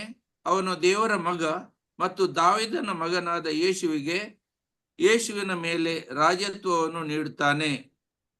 ಅದು ಸುವಾರ್ತೆ, ಆಶೀರ್ವಾದದ ಮಾರ್ಗ, ಶಾಶ್ವತ ಜೀವನಕ್ಕೆ ದಾರಿ ಯೇಸುವಿನಲ್ಲಿ ಆಶ್ರಯ ಪಡೆಯುವವನಿಗೆ ಎಂದು ಸಾರುತ್ತದೆ. ಕೀರ್ತನ 2 ಕೊನೆಯ ನಾಲಿಗೆ ಬಗ್ಗೆ ಮಾತನಾಡೋಣ. ಪದಗಳು ಹೀಗಿವೆ, 11 ಮತ್ತು 12. ಒಂದು ಸಾಮಾನ್ಯ ಅನುವಾದದಲ್ಲಿ ನಾವು ನೋಡಬೇಕು, ಆತನನ್ನು ಆಶ್ರಯಿಸುವವರೆಲ್ಲರೂ ಧನ್ಯರು. ನಾವು ಯಾರನ್ನು ಆಶ್ರಯಿಸಿದರೆ ಅಲ್ಲ, ಯೇಸು ಕ್ರಿಸ್ತನನ್ನು ಆಶ್ರಯಿಸುವರೆಲ್ಲ ಧನ್ಯರು. ನಾವು ಆಶ್ರಯಿಸಬೇಕಾದ ಅವನು ಯಾರು? ಹೆಚ್ಚಿನ ಆಧುನಿಕ ಭಾಷಾಂತರಗಳಿಗೆ ಇದು ಸರ್ವೇಶ್ವರ, ಏಕೆಂದರೆ ಅವರು 12ನೇ ವಚನದಲ್ಲಿ ಅವನು ಪಾದಗಳನ್ನು ಮುತ್ತು ಎಂದು ಅನುವಾದಿಸುತ್ತಾರೆ. ಆದರೆ ಹಿಬ್ರೂ ಅಕ್ಷರದ 12ನೇ ಪದದಲ್ಲಿ ಮಗನನ್ನು ತುಂಬಿಸಿ ಎಂದು ಹೇಳುತ್ತದೆ. ಮತ್ತು ಆದ್ದರಿಂದ ಕೋಪಗೊಳ್ಳುವ ಮಗ ಮತ್ತು ನೀವು ಆಶ್ರಯ ಪಡೆಯಬೇಕಾದ ಮಗ. ಹೆಚ್ಚಿನ ವಿದ್ವಾಂಸರು ಮಗ ಪದವು 12ನೇ ಪದದಲ್ಲಿ ತಪ್ಪು ಎಂದು ಭಾವಿಸುತ್ತಾರೆ ಮತ್ತು ಆದ್ದರಿಂದ ಅವರು ಅದನ್ನು ಬೇರೆ ಯಾವುದನ್ನಾದರೂ ಸರಿಪಡಿಸುತ್ತಾರೆ. ಆದರೆ ಇದು ಸೂಕ್ತ ಎಂದು ನನ್ನ ಭಾವನೆ. ನೀವು ಮಗನನ್ನು, ಅಂದರೆ ಇಸ್ರಾಯೇಲರ ಅರಸನಾದ ದಾವೀದನ ಮಗನನ್ನು ಚುಂಬಿಸಬೇಕು ಮತ್ತು ಅವನಲ್ಲಿ ಆಶ್ರಯ ಪಡೆಯಬೇಕು. ನಮಗೆ ಈ ಯೇಸು ದಾವೀದನ ಮಗ, ನಾವು ಆಶ್ರಯಿಸುವವನು ನನ್ನು ಹುಡುಕುತ್ತೇವೆ. ಅದರಿಂದ ಇದೆಲ್ಲ ನಾವು ಅರಿತುಕೊಳ್ಳಬೇಕಾದ ಮುಖ್ಯ ವಿಷಯಗಳಾಗಿವೆ. ಆದ್ದರಿಂದ ನಾವೀಗ 3ನೇ ವಚನಕ್ಕೆ ಆದಷ್ಟು ನಾನು ಓಡಿಸ್ತಾ ಹೋಗ್ತೇನೆ, ಸಮಯ ಸಾಕಾಗುವುದಿಲ್ಲ. ಇದೆಲ್ಲ ನಿಮಗೆ ಸರಿಯಾಗಿ ತಿಳಿಸಿದ್ದಾರೆ. ಹಡ್ಸನ್ ಕೂಡ ಇದರನ್ನ ವಿವರವನ್ನು ಬೇರೆ ಬೇರೆ ರೀತಿಯಲ್ಲಿ ನಮಗೆ ವಿವರಿಸಿದ್ದಾರೆ. ಈ ಎಲ್ಲ ವಿಷಯಗಳನ್ನು ನಾವು ಅರಿತುಕೊಂಡು ಹಡ್ಸನ್ ನಿಮಗೆ ಹೇಳಿದ್ದಾರೆ. ಯಾಕೆ ಸಿರಿಯಾದ ಅರಸ, ಇಸ್ರಾಯೇಲ್ ಅರಸ ಅವರ ಬಗ್ಗೆ ಏನೆಲ್ಲ ಮಾಡಿದರು, ನಾವು ಮಾತಾಡೋದು ಅವರಿಗೆ ಹೇಗೆ ತಿಳಿತದೆ, ನಮ್ಮಲ್ಲಿ ಗೂಢಚಾರಿಗಳು ಯಾರು ಅಂತ ಹೇಳುವಾಗ ಆ ಸೈನಿಕರು ಹೇಳ್ತಾರೆ ಅಲ್ಲಿ ಒಂದು ಪ್ರವಾದಿ ಇದ್ದಾನೆ ಅಂತ ಹೇಳಿ ಅದನ್ನೆಲ್ಲ ನಮ್ಗೆ ಹೇಳಿದ್ದಾರೆ. 1 ಸಾಮ್ಯೇಲ 24ನೇ ಅಧ್ಯಾಯದಿಂದ ಸೌಲನ ವಿರುದ್ಧ ದಂಗೆ ಹೇಳದಂತೆ ಅದನ್ನು ಕೂಡ ವಿವರಿಸಿದ್ದಾರೆ. ವೈರಿಗಳು ಯಾರು? ಸೈತಾನ, ಸಂಸಾರ ಹಾಗೂ ನಮ್ಮ ಶರೀರ ನಮ್ಮ ವೈರಿಗಳು ಆಗಿ ಇದ್ದಾರೆ. ಯಾಕೆ ನಮ್ಗೆ ಇಲ್ಲಿ ಬೆಳಿಗ್ಗೆ ಮುಂಜಾನೆ ಹೇಳಲು ಆಗುದಿಲ್ಲ? ಯಾಕೆ ಆಗುದಿಲ್ಲ? ನಮ್ಮ ಶರೀರ ಬಿಡುವುದಿಲ್ಲ. ರಾತ್ರಿ ಯಾಕೆ ನಾವು ಬೇಗ ಮಲಗುದಿಲ್ಲ? ನಾಳೆ ಮುಂಜಾನೆ ವೇಳೆ ಹೇಗಲಿ ಉಂಟು? ಇಲ್ಲ, ಸೈತಾನ ಬಿಡುವುದಿಲ್ಲ. ಅಲ್ಲ ಸಲ್ಲದ ಸಂಸಾರದ ವಿಷಯಗಳಲ್ಲಿ ನಾವು ಮುಳುಗಿ ಹೋಗ್ತೇವೆ. ದೇವರಿಗೆ first preference. Where is my priority? My priority is my god. ನಾನು ಅಸೌಖ್ಯದಲ್ಲಿ ಬಿದ್ದಿದ್ದೇನೆ, ಆಗಲ್ಲ, ನಾನು ದೇವರಿಗೋಸ್ಕರ ಏಳಲೇಬೇಕು. ಆದ್ರಿಂದ ಈ ಟೈಮ್ನಲ್ಲಿ ನಾನು ಮಲಗಲೇಬೇಕು, ನನ್ನ ಪ್ರಿಯಾರಿಟಿ ಲಿಸ್ಟ್ ನಾನು ಮಾಡಲೇಬೇಕು. ಹಾಗಿರುವಾಗ ದೇವರೊಂದಿಗೆ ಸತ್ಸಂಬಂಧ ಬೆಳೆಸುವುದರಿಂದ ದೇವರು ನಮ್ಮೊಂದಿಗೆ ಸದಾ ಇರ್ತಾರೆ. ಪವಿತ್ರಾತ್ಮ ಹೇಳಿ ಮಲಗಿದ್ರೆ ನಿಮ್ಮ ಅಲಾರ್ಮ್ ಆಗುವ 5 ನಿಮಿಷ ಮೊದಲು ಪವಿತ್ರಾತ್ಮರು ನನ್ನನ್ನು ಎಬ್ಬಿಸುತ್ತಾರೆ. ಆದ್ರಿಂದ ಜಾಯ್ ಬ್ರದರ್ ನನಗೆ ಫೋನ್ ಮಾಡಿದ್ರು, ಬ್ರದರ್ ನೀವು ನಾಳೆ ಕೊಡಿದ್ದೆ. ನಾನು ಎಣಿಸಿದ್ದೆ 17ಕ್ಕೆ ಹೋಗಿ ಮುಟ್ಟುತ್ತೇನೆ, 18ರಲ್ಲಿ ಕೂತು ತಯಾರು ಮಾಡ್ತೇನೆ, 19ಕ್ಕೆ ಕೊಡ್ತೇನೆ ಅಂತ ಹೇಳಿ. ಆದ್ರೆ ದೇವರು ನನಗೆ ಬಿಡ್ಲಿಲ್ಲ. ಮಗ, ನೀನು ಹೇಳಿದಾಗೆ ಅಲ್ಲ, ನಾನು ಹೇಳಿದಾಗೆ ನೀನು ನಡಬೇಕು. ಜಾಯ್ ಬ್ರದರ್ ಹೇಳಿದ್ರು, ಬ್ರದರ್ ನಾಳೆ ನೀವು ಕೊಡಿ ಅಂತ ಹೇಳಿ. ಒಂದು ಶಬ್ದ ಏನು ಹೇಳದೆ ನಾನು ಯಾವ ರೀತಿಯಲ್ಲಿ ಬಂದು ಇಲ್ಲಿ ಮುಟ್ಟಿದ್ದೇನೆ ಅಂತ ನಂಗೆ ಗೊತ್ತು. ಅಲ್ಲಿ ಬರುವಾಗ ಕೂಡ ನಿಮ್ಮ ಮೈಸೂರು ಸ್ಟೇಷನ್ಗೆ ಒಂದು ನಮಸ್ಕಾರ ಹಾಕಿದ್ದೆ, ಬಿದ್ದು ಬಿಟ್ಟೆ ಅಲ್ಲಿ ಮೆಟ್ಟಲಿಂದ ಕೆಳಗೆ ಇಳಿಯುವಾಗ. ಎಲ್ಲ ಎಣಿಸಿದ್ರು, 10 ಮಂದಿ ಬಂದು ಓಡಿ ಬಂದ್ರು, ನನ್ನನ್ನು ಎಲ್ಲ ಎತ್ತಿದ್ರು, ಏನು ಆಗ್ಲಿಲ್ಲ ನನಗೆ. ಬಿದ್ದದ್ದು ಒಂದು ಮಾತ್ರ ಗೊತ್ತು, ಬಿದ್ದೆ ಅಂತ ಹೇಳಿ. ಆದ್ರೆ ಎತ್ತಿ ಪುನಃ ನಾನು ನಡೆದು ಗಾಡಿಯಲ್ಲಿ ಹೋಗಿ ಕೂರಿಸಿ ನಮ್ಮ ಸಹೋದರಿ ಪುತ್ರಿ ನನ್ನನ್ನು ಬಿಟ್ಟು ಹೋದ್ಲು. ಆದರೆ ಇದು ಆದ ನಂತರ ಕೂಡ ಬಂದು ಆಯಾಸ 3 ದಿವಸ ಎಲ್ಲ ಕಂಟಿನ್ಯೂಸ್. ನಾನು ರಿಟ್ರೀಟ್ ನಲ್ಲಿ ಎಷ್ಟು ಬೆಳಗ್ಗೆಯಿಂದ ಸಾಯಂಕಾಲದವರೆಗೆ ಪೂರ್ಣ 1 ನಿಮಿಷ ಕೂಡ ಇಲ್ಲದೆ ಪ್ರಾರ್ಥನೆಗೆ ಜನರು ಬರ್ತಾ ಇದ್ರು, ಪ್ರಾರ್ಥನೆ ಮಾಡ್ತಾ ಇದ್ದೆ. ನಮ್ಮ ಮರಿಯನ್ ಪಂಗಡ ಬೆಳೆಯುತ್ತದೆ, 100% ಬೆಳೆಯುತ್ತದೆ. ಇದು ನಿಜ. ಯಾಕೆ? ದೇವರ ಪ್ರೀತಿಯಿಂದ ನಾವು ಮುಂಜಾನೆಗೆ ಬರ್ತೇವೆ, ಯಾರೊಬ್ಬ ಬ್ರದರ್ ಮತ್ತೆ ಸಿಸ್ಟರ್ ಪ್ರೀತಿಗೋಸ್ಕರ ನಾವು ಬರುವುದಿಲ್ಲ. ಅದರಿಂದ ಇದನ್ನು ನಾವು ಸರಿಯಾಗಿ ಅರ್ಥ ಮಾಡಿಕೊಳ್ಳಬೇಕು. ಮೂರನೇ ಇದರಲ್ಲಿ ನಾವು ಸಣ್ಣದನ್ನಾಗಿ ಕೊಂಡುವಾಗ ಒಂದು ಶತ್ರುಬಾಧಿತನ ಮುಂಜಾನೆಯ ಗೀತೆ, ಕಷ್ಟ ಸಂಕಟದಲ್ಲಿ ಕೊಂಡವನ ಮುಂಜಾನೆಯ ಗೀತೆ. ಎಂತ ಗೀತೆ! ಸಂತೋಷದ ದುಃಖದಲ್ಲಿ ಕೂಡ ಗೀತೆ. ಓಕೆ, ದುಃಖದಿಂದ ಸೀದಾ ದೇವರಿಗೆ ಯಾವೆಗೆ 10 ಮೊರೆ ಇಡುವುದನ್ನು ತೋರಿಸ್ತದೆ. 10 ಒಂದು ಮೊದಲನೇದಾಗಿ ಕಂಪ್ಲೇಂಟ್ ಮಾಡ್ತಾನೆ, ದೂರು ಕೊಡ್ತಾನೆ. ಯಾರಿಗೆ? ದೇವರಿಗೆ. ಎಂದ ಭಿನ್ನ ರೀತಿಗಳಲ್ಲಿ ತಮ್ಮ ಕಮ್ಯುನಿಟಿ ಮೇಲೆ ಬಿದ್ದಿರುವ ಆಪತ್ತಿನ ಬಗ್ಗೆ ಅನೇಕ ರೀತಿಯಲ್ಲಿ ಹಾಗೂ ಖಾಸಗಿ ರೀತಿಯಲ್ಲಿ ದೇವರಿಗೆ ವಿವರಿಸ್ತಾನೆ. ಹಿಂದಿನ ದೋಸ್ತಿಗಳು ಮಾಡುವ ವಿದ್ರೋಹ, ಸಿಕ್ನೆಸ್, ತಪ್ಪಿಲ್ಲದೆ ಅವನ ಮೇಲೆ ಬರುವ ಆಪತ್ತು, ಇಂಥ ಆಪತ್ತು ಬಂದಾಗ ಕೂಡ ದೇವರಲ್ಲಿ ಅವನಿಗೆ ಸಂಪೂರ್ಣ ವಿಶ್ವಾಸವಿದೆ ಎಂದು ಸಾರುತ್ತಾನೆ. ಭರವಸೆಯನ್ನು ತೋರಿಸ್ತಾನೆ. ಎಂಥ ಪರಿಸ್ಥಿತಿ ಬಂದರೂ ದೇವರು ನನ್ನನ್ನು ಕಾಪಾಡುತ್ತಾನೆ ಎಂಬ ದೃಢ ವಿಶ್ವಾಸ ಅವನಲ್ಲಿ ಇದೆ. ನಮಗೂ ಆ ವಿಶ್ವಾಸದಲ್ಲಿ ಬರಬೇಕೆಂತೇಳಿ ದಾವಿದ ಮಾರ್ಗದರ್ಶನವನ್ನು ನಮಗೆ ನೀಡ್ತಾನೆ. ಯಾಕೆ? ಯೇಸು ಅಲ್ಲ, ದಾವಿದನೇ ಪೂರ್ಣ ಮನುಷ್ಯರ ರೀತಿಯಲ್ಲಿ ಬಂದು ಕುರಿಗಳನ್ನು ಕಾದು ದೇವರು ಅವನನ್ನು ಆರಿಸಿ ಇಟ್ಟಿದ್ದಾರೆ. ಅವನ ರೀತಿಯಲ್ಲಿ ನಡೆಯುವ ರೀತಿಯಲ್ಲಿ ಅವನು ನಮಗೆ ಎಲ್ಲ ವಿವರಿಸ್ತಾನೆ. ಹೇಗೆ ನಾವು ದೇವರ ಪ್ರಾರ್ಥಿಸಬೇಕು, ದೇವರಿಗೆ ಸ್ತುತಿ ಮಾಡಬೇಕು, ದೇವರಿಗೆ ಆರಾಧನೆ ಮಾಡಬೇಕು. ಇದು 3 ನಮ್ಮ ಜೀವನದಲ್ಲಿ ಇರುವುದು. ಈ 1ನೇ ಕೀರ್ತನೆಯಲ್ಲಿ 2ನೇ ಕೀರ್ತನೆಯಲ್ಲಿ ಎಲ್ಲ ಅದನ್ನು ತೋರಿಸಿಕೊಟ್ಟಿದ್ದಾರೆ. ಆ 3ನೇ ಕೀರ್ತನೆ ಸ್ವಲ್ಪ ಭಿನ್ನ. ಇದರಲ್ಲಿ ಭಿನ್ನ ಮಾಡುವುದಕ್ಕೆ ಬಗ್ಗೆ ಕೀರ್ತನೆಗಾರ ತನ್ನ ಹಾಗೂ ತನ್ನ ಜನರ ಪರವಾಗಿ ವೈರಿಯಿಂದ ಬಿಡಿಸಲು ಯಾರನ್ನು ದೇವರ ಹತ್ರ ಭಿನ್ನ ಮಾಡ್ತಾನೆ. ದೇವರ ವಾಗ್ದಾನಗಳನ್ನು ಖಂಡಿತ ಪಡೆಯುವ ಖಾತರಿ ಇದೆ ಎಂದು ಅವನು ನಂಬುತ್ತಾನೆ. ಎಂತ ಕಷ್ಟ ಬಂದರೂ ನನ್ನ ದೇವರು ನನ್ನ ಕೈ ಬಿಡುವುದಿಲ್ಲ ಅಂತ ವಿಶ್ವಾಸ. ಆ ದೃಢ ವಿಶ್ವಾಸದಲ್ಲಿ ಅವನಿಗೆ ರಾಜ ಮಾಡಿದ ನಂತರವೂ 25 ವರ್ಷಗಳ ಕಾಲ ಅವನ ಜೀವಗೋಸ್ಕರ ಓಡಿ ಹೋದ. ಆ ಜೀವ ಓಡಿ ಹೋದರೂ ಸೌಲನನ್ನು ಕೊಲ್ಲುವ ಪರಿಸ್ಥಿತಿ ಅವನ ಕೈಗೆ ಸಿಕ್ಕಿದ್ರು ಅವನ ಬಟ್ಟೆ ತುಂಡನ್ನು ಮಾತ್ರ ಕೈಯಲ್ಲಿ ಇಟ್ಕೊಂಡು ಸೌಲನಿಗೆ ಬೊಪ್ಪೆ ಆಡ್ತಾನೆ. ಅಪ್ಪ, ಯಾಕೆ ನೀವು ನನ್ನ ಮೇಲೆ ಇದ್ ಮಾಡ್ತೀರಾ? ನಿಮ್ಗೆ ಕೊಲ್ಲುವ ಪೂರ್ಣ ಚಾನ್ಸ್ ಇತ್ತು, ಆದ್ರೆ ಅಭಿಷಿಕ್ತರು ನೀವು ಅಂತ ಹೇಳಿ ಬೊಬ್ಬೆ ಹಾಕುವಾಗ ನಮ್ಗೆ ಒಂದು ಸ್ವಲ್ಪ ಅದು ಗೊತ್ತಾಗ, ಯಾಜಕರ ಬಗ್ಗೆ ಅಲ್ಲ ಸಲ್ಲದು ಮಾತಾಡೋದು ದೇವರ ವಿರುದ್ಧ ಮಾತಾಡಿದಾಗೆ. ಯಾಜಕರು ಏನು ಮಾಡ್ಲಿ, ನನಗೆ ಯೇಸುವಿನ ಮಾಂಸ ಮತ್ತೆ ರಕ್ತವನ್ನು ಕೊಡ್ಲಿಕ್ಕೆ ಅವರೇ ಬೇಕು, ಬೇರೆ ಯಾರಿಂದ ಕೊಡ್ಲಿಕ್ಕೆ ಇಲ್ಲ. ಅವರ ಕೈಗಳನ್ನೇ ಅಭಿಷೇಕ್ತ ಮಾಡಿದ್ದಾರೆ. ಆದ್ದರಿಂದ ಯಾಜಕರ ಬಗ್ಗೆ, ಧರ್ಮ ಬಹಿನಿಯರ ಬಗ್ಗೆ ಅವರು ಏನು ಮಾಡ್ತಾರೆ ಅದಲ್ಲೆಲ್ಲ ನೋಡ್ಲಿಕ್ಕೆ ನಮಗೆ, ಅವರು ಮಾಡಿದಂತೆ ನೀವು ಮಾಡಬೇಡಿ ಅಂತ ಹೇಳಿದ್ದಾರೆ.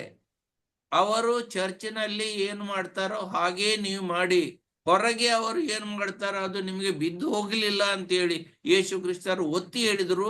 ನಾವು ಅದನ್ನು ಬಿಟ್ಟು ಕೊಡುವುದಿಲ್ಲ, ಅದು ನಮಗೆ ಶಾಪವಾಗಿ ಪರಿಣಾಮವಾಗ್ತದೆ. ಇದನ್ನು ನಾವು ಅರ್ಥ ಮಾಡಿಕೊಳ್ಳಬೇಕು. ದುಃಖ ಬಾಧಿತ ಕೀರ್ತನೆಗಳಲ್ಲಿ ದೇವರ ವಾಗ್ದಾನಗಳನ್ನು ನೆನೆಸ್ತಾನೆ, ಎಷ್ಟು ದುಃಖ ಬಂದರೂ ಕೂಡ. ಇದರಲ್ಲಿ ನಾವು ನೋಡುವ ಉದಾಹರಣೆಗೆ ಕೀರ್ತನೆ 15:5, ಕೀರ್ತನೆ 60, 6 ಮತ್ತೆ 8. ಕೀರ್ತನೆ 15:5, ಮತ್ತು ಕೀರ್ತನೆ 66-8 ಇದರಲ್ಲಿ ಎಲ್ಲ ನಾವು ಇದನ್ನು ಓದಬಹುದು. ದುಃಖದ ಮಧ್ಯದಲ್ಲಿ ಸ್ತುತಿ ಆರಾಧನೆ. ಈ ಪರಿಸ್ಥಿತಿಯಲ್ಲಿ ದೇವರ ವಚನಗಳನ್ನು ನೆನೆಸಿ ದೇವರ ವಚನವಿದು ಎಂದು ಅವ ಸಾರುತ್ತಾನೆ. ಈ ನಾಟಕೀಯ ಪರಿಸ್ಥಿತಿಯಲ್ಲಿ ಕೀರ್ತನೆಗಾರ ದೇವರು ಹಾಗೂ ದುಷ್ಟರನ್ನು ಮೊದಲನೇದಾಗಿ ಕೀರ್ತನೆಗಾರ ಅವನನ್ನು, ಎರಡನೇದಾಗಿ ದೇವರನ್ನು ಹಾಗೂ ಮೂರನೇದಾಗಿ ದುಷ್ಟರನ್ನು ಉದ್ದೇಶಿಸಿ FIR ಹೊಂದಿಸ್ತಾನೆ ದೇವ ಪಿತನೊಂದಿಗೆ. ಇದು ನನ್ನ ಕಂಪ್ಲೇಂಟ್, ನೀವು ಅದನ್ನು ನೋಡ್ಕೊಳ್ಬೇಕು, ಬೇರೆ ಯಾರು ಇಲ್ಲ ನನಗೆ, ನೀವು ಮಾತ್ರ, ನಿಮ್ಮ ಮೇಲೆ ನನಗೆ ವಿಶ್ವಾಸ, ಪೂರ್ಣ ವಿಶ್ವಾಸ ಅಂತ ಹೇಳಿ. ಏನು? ಅವನ ಪರ್ವತದಂತ ಕಠಿಣತೆಗಳು, ಪಾಪ ಮಾಡದೆ ಅವನ ಮೇಲೆ ಆರೋಪ, ನಿರಪರಾಧಿಯಾಗಿ ಅವ ಇದ್ದಾಗಲೂ ದೇವರಿಗೆ ಕಾರ್ಯಕ್ಕೆ ಇಳಿಯಲು, ದೇವರೇ ನೀವು ಕಾರ್ಯಕ್ಕೆ ಇಳಿಯಿರಿ. ಈಗ ನಾನು ನಿರಪರಾಧಿ, ನನ್ನನ್ನು ಕೊಲ್ಲಲು ಎಲ್ಲಿಂದ ಹುಡುಕಿ ಓಡ್ತಾ ಇದ್ದಾರೆ, ನಾನು ಕಷ್ಟದಲ್ಲಿ ಬಿದ್ದಿದ್ದೇನೆ, ನೀವಿಲ್ಲದೆ ನನಗೆ ಬೇರೆ ಯಾರು ಇಲ್ಲ ಅಂತ ಹೇಳಿ ನಾವು ಯಾವಾಗಲೂ ಬೊಬ್ಬೆ ಹಾಕಿದ್ರೋ ನಾನಿಲ್ಲ. ನಾವು ಏನ್ ಮಾಡ್ತೇವೆ? ಯಾವ ಬ್ರದರ್ ಬರ್ತಾರೆ ಅವರ ಹಿಂದೆ ಓಡಿ ಹೋಗ್ತೇವೆ. ಎಂತ ಹುಚ್ಚುತನ!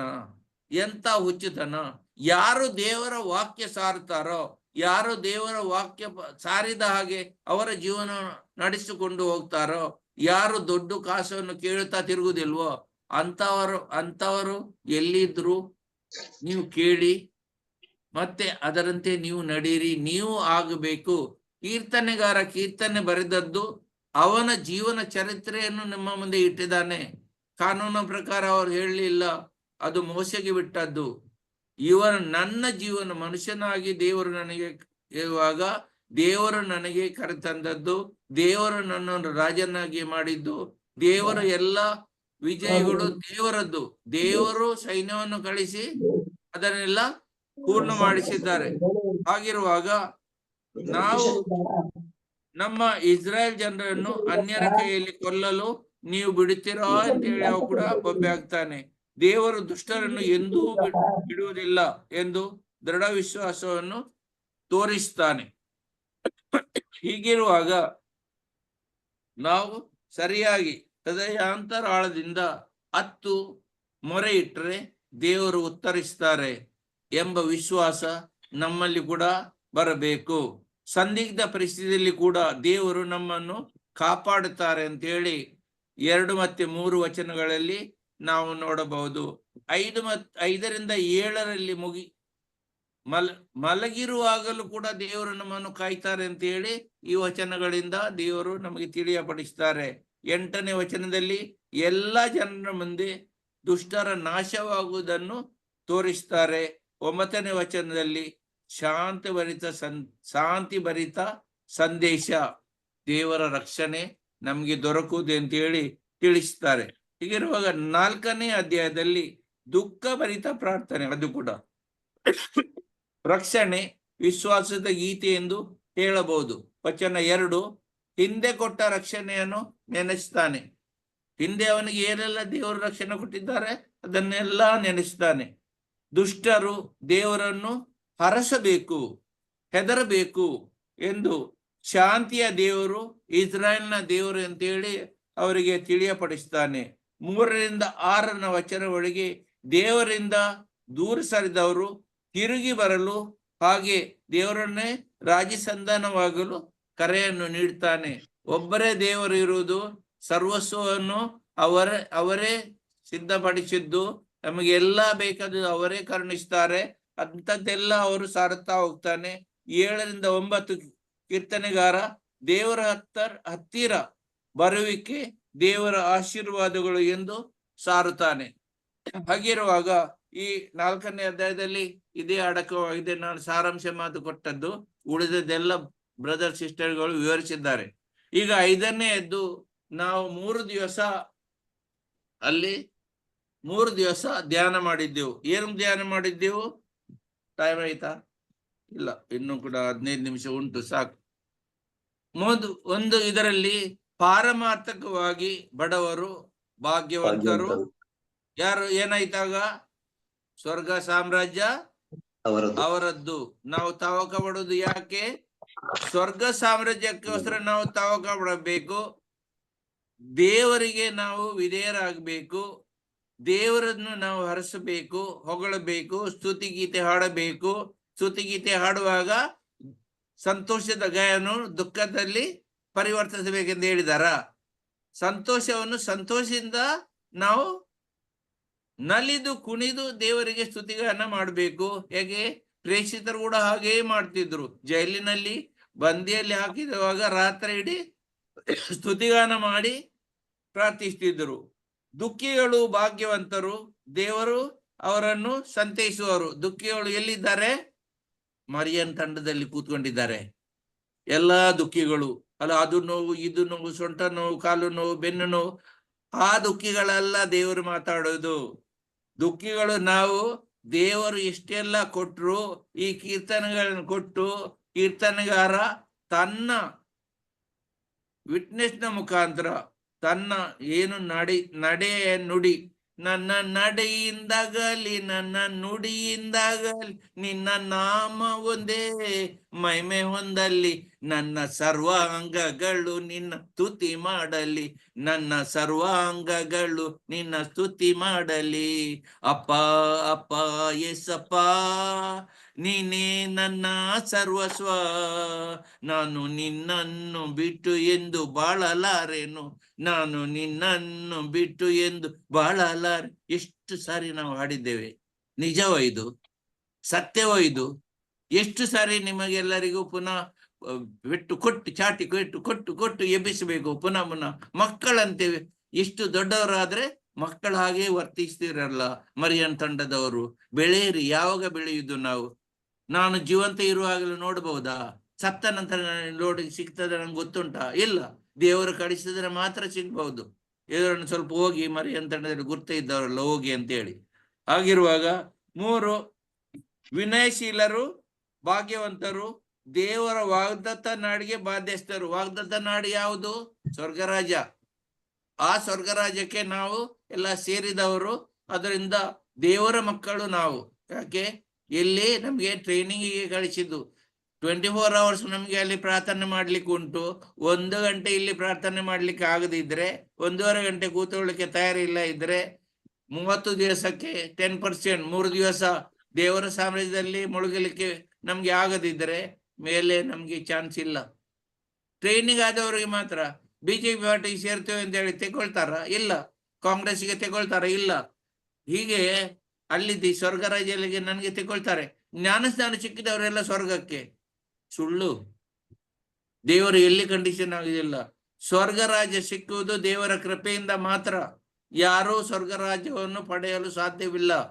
ದೇವರ ಕೃಪೆಗೆ ಬಿಟ್ಟಂತ ಕೆಲಸ ಆಗಿದೆ. ಮದುವೆ ಆಗುವುದು ಹೇಗೆ? ದೇವರ ಕೃಪೆಯಿಂದಲೇ. ದೇವರ ಕೃಪೆಯಿಂದಲೇ. ಬುನಿಯಾದಿ ಸ್ಟೋನು ದೇವರ ಕೃಪೆ. ದೇವರು ಒಟ್ಟುಗೂಡಿಸುವುದು ಇಬ್ಬರನ್ನು, ತಂದೆ ತಾಯಿ ಅಲ್ಲ. ಇದು ಜ್ಞಾಪಕದಲ್ಲಿ ಇಡಿ. ದೇವರು ನಮ್ಗೆ ಒಟ್ಟುಗೂಡಿಸುವಾಗ ಯಾರು ನಡುವೆಗೆ ಬರಬಾರದು ಅಂತ ಹೇಳಿದ್ದಾರೆ. ದೇವರ ಇಚ್ಛೆ ಇದ್ದರೆ ಮಾತ್ರ ಅದು ನೆರವೇರ್ತದೆ. ನಾವು ಅದನ್ನು ಅರಿತುಕೊಳ್ಳಬೇಕು. ದೇವರ ಭೀತಿ ನಮ್ಮಲ್ಲಿ ಇರಬೇಕು. ನ್ಯಾಯ ನೀತಿಗಾಗಿ ಹಸಿದು ಹಾತೊರೆಯುವವರು ಭಾಗ್ಯವಂತರು. ದೇವರು ಅವರಿಗೆ ಏನ್ ನೀಡುವರು? ತೃಪ್ತಿಯನ್ನು ಇವರು. ಬೇರೆಯವರು ಇಲ್ಲವೋ? ಅಡ್ಸನ್ ನೀವು ಒಬ್ಬರೇ ಇರುದಾ? ಏಳೆಂದೆ ದಯಾವಂತರು ಭಾಗ್ಯವಂತರು, ದೇವರ ದಯೆ ಅವರಿಗೆ ದೊರಕುವುದು. 8 ನಿರ್ಮಲ ಹೃದಯಗಳು ಭಾಗ್ಯವಂತರು, ಅವರು ದೇವರನ್ನು ಕಾಣುವರು. ನಿರ್ಮಲ. ಯಾವಾಗ ಸರ್ಪ್ ಬೇಕಾ? ಎಕ್ಸೆಲ್ ಬೇಕಾ? ಏರಿಯಲ್ ಬೇಕಾ? ಏನ್ ಬೇಕು? ಅದೆಲ್ಲ ಬೇಡ. ಯೇಸು ಕ್ರಿಸ್ತರ ಪವಿತ್ರ ರಕ್ತದಿಂದ ನಮ್ಮನ್ನು ಶುದ್ಧೀಕರಿಸಿ, ಯೇಸು ಕ್ರಿಸ್ತರ ಮಾಂಸ ಮತ್ತೆ ರಕ್ತ ನಮಗೆ ಕೊಟ್ಟು ನಮ್ಮ ಒಳಗಿನ ಆತ್ಮವನ್ನು ದೃಢೀಕರಿಸಿ ನಮಗೆ ಜೀವಂತ ಸಾಕ್ಷ್ಯಗಳನ್ನಾಗಿ ದೇವರು ಮಾಡಿ ಇಟ್ಟಿದ್ದಾರೆ. ಹಾಗಿರುವಾಗ ನಮ್ಮ ಹೃದಯಗಳು ನಿರ್ಮಲವಾಗಿದ್ದರಿಂದ ನಾವು ದೇವರನ್ನು ಕಾಣಬಹುದು. ಶಾಂತಿಗಾಗಿ ಶ್ರಮಿಸುವವರು ಭಾಗ್ಯವಂತರು. ಶ್ರಮಿಸುವವರು. ಬದಿಯ ಮನೆಯಲ್ಲಿ ಅಶಾಂತಿ ಇದ್ರೆ ಹೋಗಿ ಸಿಕ್ಕಿ ಅವರೊಟ್ಟಿಗೆ ಒಳ್ಳೆ ಸಂಬಂಧ ಬೆಳೆಸಿ ಅವರು ನಿಮ್ಗೆ ಬೈದರೆ ಥ್ಯಾಂಕ್ ಯು ಹೇಳಿ, ಪರವಾಗಿಲ್ಲ ಬೇಕಾದಷ್ಟು ನನಗೆ ಬೈರಿ ಅಂತ ಹೇಳಿ ಪ್ರೀತಿಯಿಂದ ಮೊದಲು ಸ್ವಲ್ಪ ಚಾ ಕುಡೀರಿ, ನಾನು ಚಾ ಕೊಡ್ತೇನೆ, ನಂತರ ಬೈಲಿ, ತ್ರಾಣ ಬರ್ಬೇಕಲ್ಲ ಬೈಲಿ ಕೂಡ. ಹಾಗೆ ನಮ್ಮ ಶ್ರಮ ಬೇಕು. ಅವರ ಸುದ್ದಿಗೆ ಹೋಗುದು ಬೇಡ, ದೂರ ಇಡುವ ಅಂತ ಹೇಳಿ ದೇವರು ಹೇಳಲಿಲ್ಲ. ಇಲ್ಲಿ ಹೇಳುದು ಏನು? ಶಾಂತಿಗಾಗಿ ಶ್ರಮಿಸುವವರು ಭಾಗ್ಯವಂತರು. ದೇವರ ಭಾಗ್ಯವಂತರ ಪಟ್ಟಿಯಲ್ಲಿ ನಮಗೆ ಬರಬೇಕಾ? ಬೇರೆಯವರು ಜಗಳ ಮಾಡುವಾಗ ಶಾಂತಿಗಾಗಿ ದೇವರ ನಾಮದಿಂದ ನಾವು ಹೋಗಿ ಅವರ ಹತ್ರ ಮಾತಾಡಿ ಅವರನ್ನೆಲ್ಲ ಒಂದುಗೂಡಿಸುವ ಪ್ರಯತ್ನವನ್ನು, ಕುಟುಂಬದಲ್ಲಿ ಎಲ್ಲರನ್ನು ಒಟ್ಟಿಗೆ ತಂದು ತಿಂಗಳಿಗೆ ಒಂದು ಸರಿಯಾದ್ರೂ ನೀವು ಕೂತ್ಕೊಂಡು ನೀವೆಲ್ಲ ಕುಟುಂಬದವರು ಒಂದು ನೋಡಿ, ಯಾರು ತಮ್ಮ ಅವರ ಸುದ್ದಿಗೆ ಹೋಗುದು ಬೇಡ, ಕರಕರಿ ದುಡ್ಡು ನಮ್ಮ ಹತ್ರ ಕೇಳ್ತಾರೆ ಅಂತ ಹೇಳಿ. ದುಡ್ಡು ನಮ್ಗೆ ಕೊಡುವುದು ದೇವರು, ಬೇರೆ ಯಾರಿಂದಲೂ ಸಾಧ್ಯವಿಲ್ಲ, ಅದು ಕಿತ್ತುಕೊಳ್ಳಲು ಸಾಧ್ಯವಿಲ್ಲ. ಒಂದು ಕಾಯಿಲೆ ಬಂದ್ರೆ ಇದ್ದ ಸಂಪಾದನೆ ಮಾಡಿದ್ರೆ ಎಲ್ಲ ಹೋಗ್ತದೆ. ಅವರನ್ನು ಒಬ್ಬರನ್ನು ಸೇವ್ ಮಾಡ್ಲಿಕ್ಕೆ ಕಾಯಿಲೆ ಬರ್ಬೇಕು ಯಾಕೆ? ಹಾಸ್ಪಿಟಲ್ ಹೋಗಿ ದುಡ್ಡು ಅಷ್ಟು ಹಾಕಬೇಕು ಯಾಕೆ? ಮೊದಲು ನಾವು ನಮ್ಮ ಮನೆ ಮತ್ತೆ ನಮ್ಮ ಕುಟುಂಬದವರಿಗೆ ನಾವು ಸರಿಯಾಗಿ ನೋಡದಿದ್ದರೆ, ಅವರಿಗೆ ನಾವು ಹೆಲ್ಪ್ ಮಾಡದಿದ್ದರೆ, ಹೊರಗೆ ಹೋಗಿ ಇತರರಿಗೆ ಹೆಲ್ಪ್ ಮಾಡಿ ಏನು ಪ್ರಯೋಜನ ಇಲ್ಲ. ಸುಳ್ಳು ಸಾಕ್ಷ್ಯಗಳಾಗ್ತೇವೆ ನಾವು. ಯಾರು ನಮ್ಮ ನೆಂಟಸ್ಥರು ಸಿಕ್ಕಿದ್ರೆ, ಹೆನ್ರಿ ಹೇಗೆ, ಅಯ್ಯೋ ಏನು ನಮ್ಮನ್ನು ನೋಡುದಿಲ್ಲ, ನಮ್ಮ ಹತ್ರ ಮಾತಾಡುದಿಲ್ಲ, ನಾವು ಕಷ್ಟದಲ್ಲಿ ಬಿದ್ದಾಗ ಕೂಡ ಏನು ಮಾಡ್ಲಿಲ್ಲ ಎಂದು ಹೇಳಿ, ನನ್ನ ಕುಟುಂಬದಲ್ಲಿ ಯಾರಾದರೂ ಒಬ್ಬರು ನಿಮಗೆ ಹೇಳಿದ್ರೆ ನನಗೆ ದಯಮಾಡಿ ತಿಳಿಸಿ. ನನ್ನ ಕುಟುಂಬದವರು ಎಲ್ಲರಿಗೂ ನಾನು ನನ್ನಿಂದ ಆದಷ್ಟು ಮಟ್ಟಿಗೆ ಸಹಾಯ ಮಾಡುತ್ತಾ ಹೆಲ್ಪ್ ಮಾಡುತ್ತಾ ಇಂದು ಕೂಡ ಮಾಡುತ್ತಾ ಬಂದಿದ್ದೇನೆ. ಯಾರು ನನ್ನ ಕುಟುಂಬದವರು ಹೇಳಿದ್ದಾರೆ ಅವರು ಕಷ್ಟ ಬಂದಾಗ ನಾನು ಮುಂದೆ ಬರ್ತೇನೆ. ಆದರೆ ದೇವರ ವಚನ ನನಗೆ ಹೆದರಿಕೆ, ದೇವರು ನನ್ನನ್ನು ನೋಡ್ತಾ ಇದ್ದಾರೆ. ಒಂದು ತಲೆ ಕೂದಲು ಕೂಡ ನನ್ನ ತಲೆಯಿಂದ ದೇವರ ಪರ್ಮಿಷನ್ ಅಂತ ಬೀಳುವುದಿಲ್ಲ, ನಾನು ಅದಕ್ಕೆ ಚಿಂತೆ ಮಾಡುವುದಿಲ್ಲ. ಅದರಿಂದ ಇದನ್ನು ನಾವು ಅರ್ಥ ಮಾಡಿ ಒಳ್ಳೆಯದು. ಆಕೆಯದು ನ್ಯಾಯ ನೀತಿಯ ನಿಮಿತ್ತ ಹಿಂಸೆಯನ್ನು ತಾಳುವವರು ಭಾಗ್ಯವಂತರು. ನ್ಯಾಯ ನೀತಿಯ ನಿಮಿತ್ತ ನಾನು ನ್ಯಾಯದಲ್ಲಿ ನೀತಿಯಲ್ಲಿ ನಡೆದರೂ ನನಗೆ ಪೆಟ್ಟು ಹಾಕಲಿಕ್ಕೆ ತುಂಬಾ ಮಂದಿ ತಯಾರಿದ್ದಾರೆ. ಎಲ್ಲಿ ಹೋದ್ರು ಪ್ರಾರ್ಥನೆ ಶುರು ಮಾಡ್ತಾನೆ. ಒಂದು ಪಾರ್ಟಿ ಮಾಡುವ ಅಂತ ಹೇಳಿದ್ರೆ ಇವರು ಮೊದಲು ಕೇಳ್ತಾರೆ, ಏನ್ರಿ ಬರ್ತಾರ? ಅಯ್ಯೋ ಅರ್ಧ ಗಂಟೆ ಆದ್ರೂ ಪ್ರಾರ್ಥನೆ ಮಾಡ್ತಾರೆ. ಬೇಡ ಅವರಿಗೆ. ಎಂತ ಹಾಗಾದ್ರೆ ನನ್ ತಪ್ಪ? ದೇವರು ನನಗೆ ಕಳಿಸ್ತಾರೆ, ಇವರೆಲ್ಲ ಕ್ರಿಸ್ತಿಯರ್ ಅಂತ ಹೇಳ್ತಾರೆ, ಕ್ರಿಸ್ತನ ಹೆಸರನ್ನು ಹಿಡ್ಕೊಂಡು ಓಡ್ತಾರೆ, ಮತ್ತೆ ಕೆಟ್ಟ ಕೆಲಸವನ್ನು ಮಾಡಿ ಎಂತ ನಾವು ಸಾಕ್ಷಿಗಳಾಗ್ತೇವೆ. ಯಾಕೆ ಕ್ರಿಶ್ಚಿಯನ್ರು ಬೆಳೆಯುವುದಿಲ್ಲ? ಅದಕ್ಕೆ ಕಾರಣ ಯಾರು? ನಾನು ಸರಿ ಇದ್ರೆ ಎಲ್ಲರೂ ಸರಿ ಆಗ್ತಿದ್ರು. ನನ್ನ ಗಂಡ ಸರಿಯಾದ್ರೆ ಅಂತ ಹೇಳಿ ಪ್ರಾರ್ಥನೆ ಮಾಡುವುದೇ ಬಿಟ್ಟು ಬಿಡಿ, ಪ್ರಯೋಜನ ಇಲ್ಲ. ನನ್ನ ಪರಿವರ್ತನೆಗೋಸ್ಕರ ಮೊದಲು ನಾನು ಪ್ರಾರ್ಥನೆ ಮಾಡಬೇಕು. ನನ್ನನ್ನು ಪರಿವರ್ತನೆ ಮಾಡು ಸ್ವಾಮಿ. ಯಾರು ನನಗೆ ಏನು ಹೇಳಿದ್ರು ನನಗೆ ಅದು ಬೇಸರವಾಗದೆ ಅದು ಒಂದು ಗಾಯನ ಆಗಿ ಮಾರ್ಪಾಡಾಗ್ಲಿ ಅಂತ ಹೇಳಿ ಅವರಿಗೋಸ್ಕರ ಪ್ರಾರ್ಥನೆ ಮಾಡ್ಲಿಕ್ಕೆ ಅವಕಾಶ ಒದಗಿಸ್ತೀರ ದೇವರೇ, ಸ್ತೋತ್ರ ನಿಮಗೆ ಅಂತ ಹೇಳಿ ಬಿಡ್ಬೇಕು. ಲಾಸ್ಟ್ 11ನೇ ವಾಕ್ಯ ಓದಿ ಸ್ವಲ್ಪ ಯಾರಾದ್ರೂ. ಜನರು ನಿಮ್ಮನ್ನು ಧಿಕ್ಕರಿಸುವರು, ಹಿಂಸಿಸುವರು, ಅನ್ಯಾಯವಾಗಿ ಇಲ್ಲ ಸಲ್ಲದ್ದನ್ನು ನಿಮ್ಮ ಮೇಲೆ ಹೊರಿಸುವರು, ಆಗ ನೀವು ಭಾಗ್ಯವಂತರು. ಇದು ಎಷ್ಟು ಒಳ್ಳೇದು ನೋಡಿ. 11 ಮತ್ತೆ 12 ಇರುವುದು.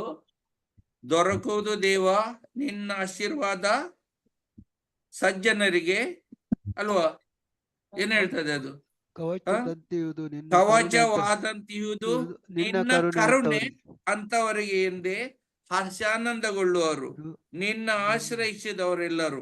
ಹಾಗಾದ್ರೆ ಏನಾಗ್ಬೇಕು? ಯೇಸು ಕ್ರಿಸ್ತರನ್ನು ಆಶ್ರಯದವರು ಎಲ್ಲರಿಗೂ ದೇವರ ಆಶೀರ್ವಾದ ದೊರಕುವುದು.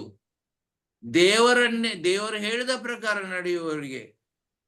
ಧರ್ಮಸಭೆ ಅಂತ ಧರ್ಮಸಭೆ ಕೊಟ್ಟಿದ್ದಾರೆ, ಅದು ಎಲ್ಲ ಸಂಸ್ಕಾರ ಕೊಟ್ಟಿದ್ದಾರೆ. ಸಂಸ್ಕಾರವನ್ನು ನಾವು ಪರಿಪೂರ್ಣ ಮಾಡಬೇಕು. ಆದರೆ ಮೊದಲು ದೇವರ ವಾಕ್ಯಕ್ಕೆ ಅವರು ಇದು ಕೊಡ್ತಾರೆ. ಆದ್ರಿಂದ ನಿನ್ನ ಆಶ್ರಯಿಸಿದವರೆಲ್ಲರೂ, ಇದು ವಾಕ್ಯದ ಪ್ರಕಾರ ನಡೆಯುವವರೆಲ್ಲರಿಗೂ ದೇವರ ಆಶೀರ್ವಾದ ಖಂಡಿತ ಬರ್ತದೆ.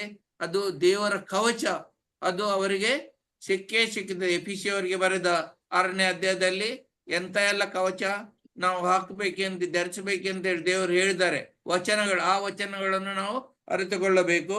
ಹಾಗೆ ನಿನ್ನ ಆಶ್ರಯದೆಲ್ಲರೂ ನೀ ರಕ್ಷಿಸಿ ಉಲ್ಲಾಸಗೊಳ್ಳುವವರು ನಿನ್ನ ನಾಮ ಪ್ರಿಯರೆಲ್ಲರೂ. ಅವರ ನಾಮ ಪ್ರಿಯರು ಯಾರು?